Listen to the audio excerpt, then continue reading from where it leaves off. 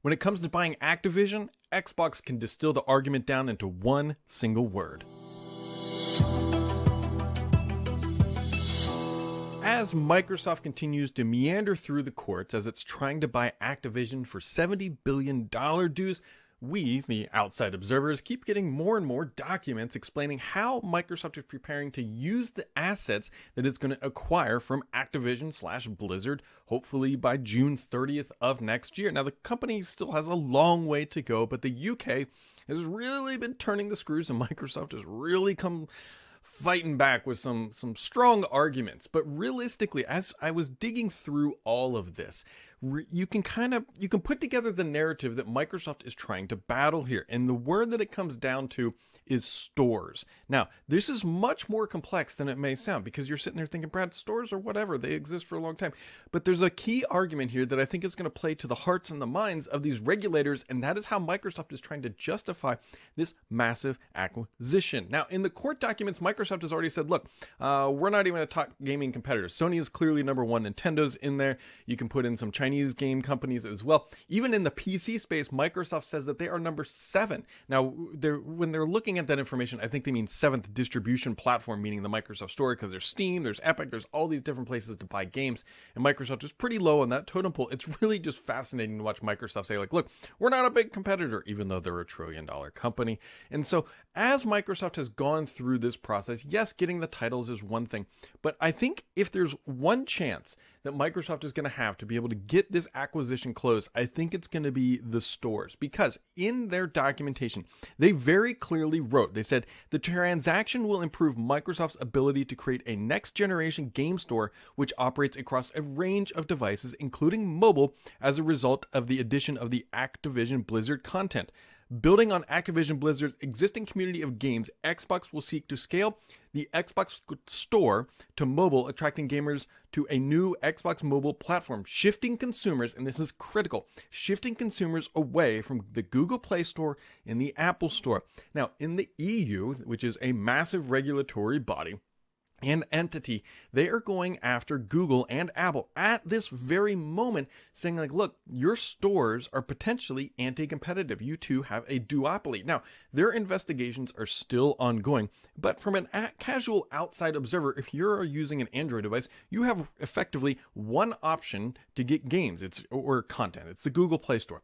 And on iOS, it is absolutely just one option. It is the App Store. And the EU, and even in the US as well, are looking at these bodies and saying, like, look, do they have a duopoly over the mobile space, and how can we effectively meander through that so that we don't have to crush the companies but open the door to more competition? And that is where Microsoft is coming in. Their entire argument, I think, is realistically being based around the fact that, like, look, Apple and Google have a duopoly here on app stores, right? We can come in as Microsoft, we will have the content catalog to effectively compete and put another store onto these platforms and give consumers more options. Right now, the big deal is the percentage cut that Apple is taking, right up to 30% or whatever it is today. They've changed it a couple times. Google does a very similar thing. And here's Microsoft saying, like, look, let us buy Activision, especially in the mobile space. We can enter as a game store and give consumers more options on these effectively locked platforms, which these regulatory bodies are already sort of agreeing are locked platforms. And so this is a very big deal, because now Microsoft's pretty much their full narrative has come into play. It's like, look, we're not as big as Sony. Sony is much bigger. Even if you took away all of Call of Duty players from Sony, they would still be bigger than what Microsoft is today. They're not even that large in the PC space. Microsoft is making a play for mobile. And why is mobile so important to Microsoft? Because they have failed time and time again to build out on mobile. They had Windows Phone, it completely flopped. They spent billions of dollars on it. As of today, Microsoft's mobile space or mobile penetration is pretty much limited to Outlook and Teams. Now, these are great applications. Yes, there is mobile Office, but let's be honest here. Compared to what iOS and Android are, these are very small fish in a very large pond. And Microsoft is trying to figure out how can they make sure that they have a presence in this space.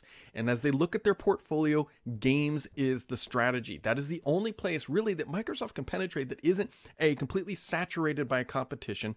And B, they potentially have a better than good chance to make a reasonable dent and own that space. Yes, other companies will come along in the streaming space, but Microsoft believes that they can get there first, and there's first mover's advantage by being able to launch a true game store that is great on mobile. But the benefit Microsoft is pushing here is like, look, we can do it on mobile, we can do it on the PC, we can do it on console, we can do it wherever there's an internet connection effectively.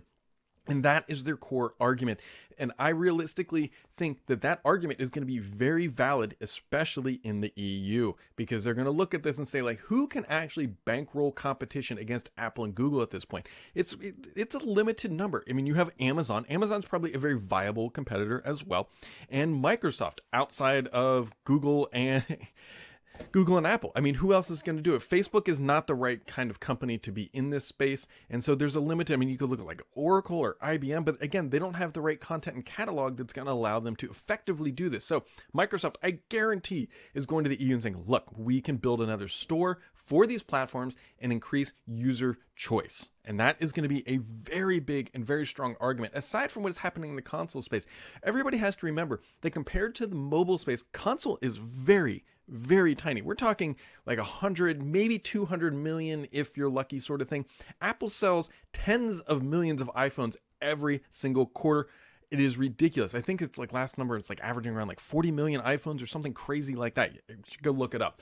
And so when you put that into the console space, consoles are like a rounding error at that point. So it's really important for Microsoft to figure out mobile first and have a viable market there, because let's be honest, everybody has a phone. Not everybody's buying a console. And can cloud gaming truly be that? Now, Microsoft has a lot of uphill battles here. By Microsoft's own admission, cloud gaming adoption, even though it's been out for a little bit now, is still very, very small. They don't give exact percentages of how small their user base is, but remember, Microsoft's gaming base was somewhere around 60-ish million consoles sold, and granted, there's also PC as well, which would inflate that number a little bit, but Microsoft is saying it's a small percentage of their own user base, and so being able to track a small percentage of the billions of smartphone users out there would actually be a massive win for Microsoft and would really elevate what their gaming platform can do, assuming that they can go and build an app store. You got to remember, Apple artificially limits Microsoft's ability to ship Game Pass subscription product effectively on iOS. Google does a similar thing. It's not nearly as bad on the Google side, but they don't offer a true Game Pass catalog that is easy to navigate, and a first-class experience, I think, on either device is not currently possible based on some of the limitations that are artificially in place, and again, primarily focusing on the Apple side, because Apple is known that they don't just have a locked garden, they have an anti-competitive garden, and that is what the EU is reviewing. So, Microsoft's argument, I really think, is actually quite good when you look at it from the store perspective. Yes, Sony is going to be upset, and Microsoft has already pointed out that Sony's bought a bunch of studios while they've been trying to close this deal. And so either way, I think it comes down to Microsoft's ability to build out a mobile store, and I think that's actually what is actually going to allow them to be able to close this acquisition. And so as we learn more, especially as the EU and the US start to issue rulings, make sure to keep it subscribed here, because the only BS on this channel is me.